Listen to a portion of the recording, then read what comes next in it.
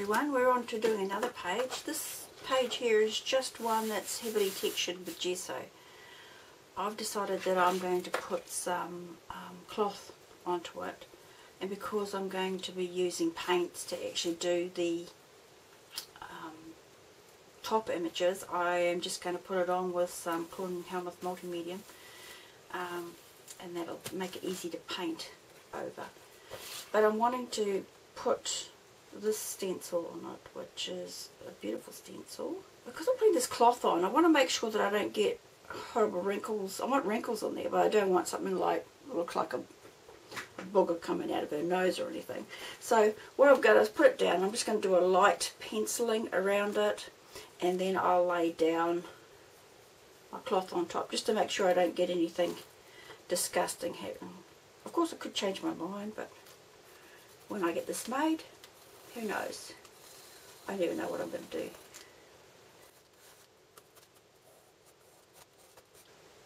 This will be stenciled on with paint after I've finished, just a few indication lines after I've finished laying down my cloth on there.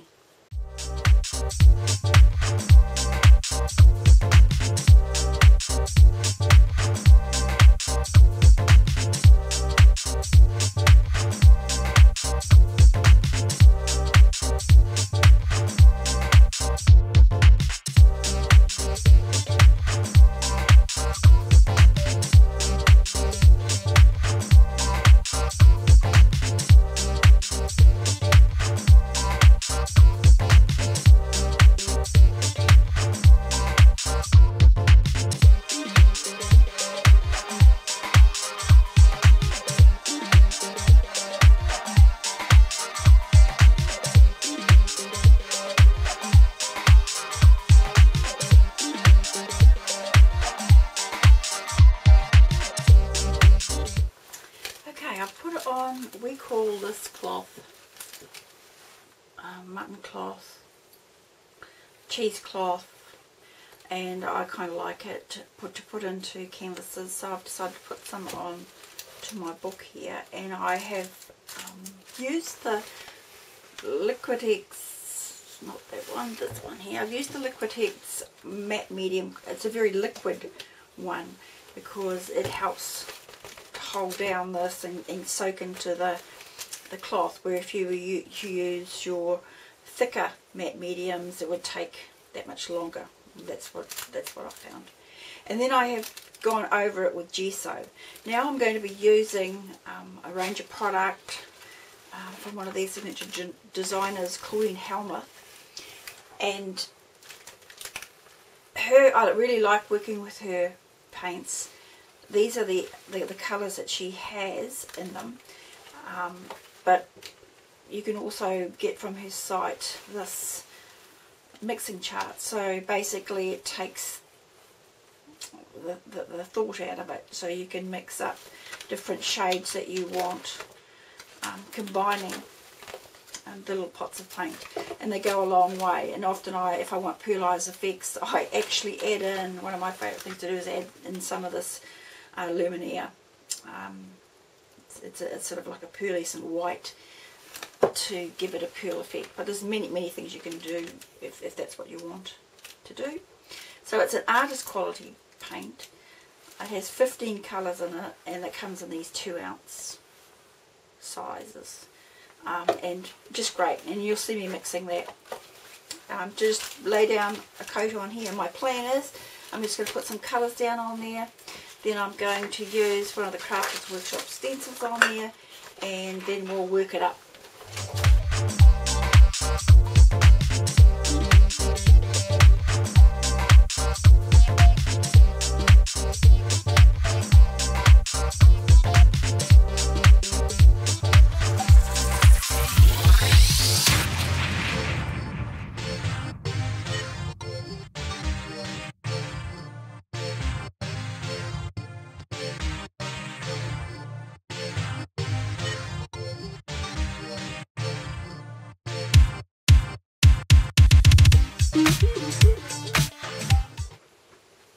Okay, I've been slapping a bit of paint around trying to get something that excites me or makes me feel good. I'm not there yet, but I wanted you just to see how textural this is with that cheesecloth in behind it and the layers of gesso and paint over the top. So you can see there that there's quite a lot of texture in there. I've been just wiping on paint and wiping it off and seeing if I could come up with something that was going to inspire me. This kind of reminds me, I think I'm going to go down making this look a little bit copperish, a little bit verdigris effect, and I'll be putting the face I want to put in here pretty quickly, because otherwise I'll start not being able to embed her in there because I've done too much on the side. I don't do things the correct way, I just do it and play as I go along. This is a particularly good stencil because you can make her into anything. I saw a video recently where Donna Dowding was using it and she put big flowers in her hair and painted her up, and she looked really, really quite tropical.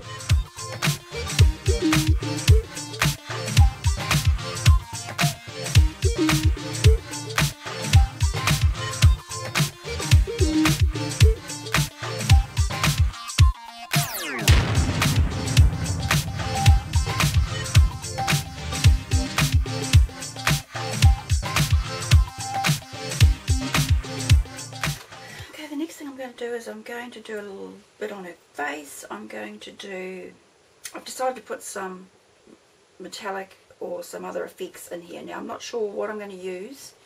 I have got some embossing powders out. In the Adirondack range, there's a whole range of embossing powders that match up with all the ink ranges. And they do have this one called Verdigris, which I kind of want to put a Verdigris and copper in there. But I'm just going to mix my own colours, and I've got a little mix here of some bottle, some stream, some evergreen, and I've also got one out of the Lindy Stamp Gang range.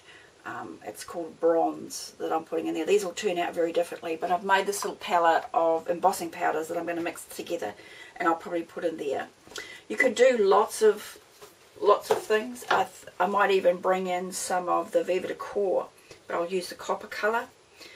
This is a water soluble wax that comes up neat when you buff it as well, and you can get it in 2 different sizes. This I thought about using a bit of this colour too, which is a new one called Apricot, but I could do that. Just in case you see me use those products. Another great product to be using in here would be the Precious Metal colour. From Viva Decor. This is a liquid one. Very, very gorgeous colours. And they've got a copper in these too, or I could even use this lighter cinnamon. So those are some of the products you may see me use depending on what I feel like doing. And then I'll texture up her face, maybe put a little more texture on there somehow. We'll just see how we go.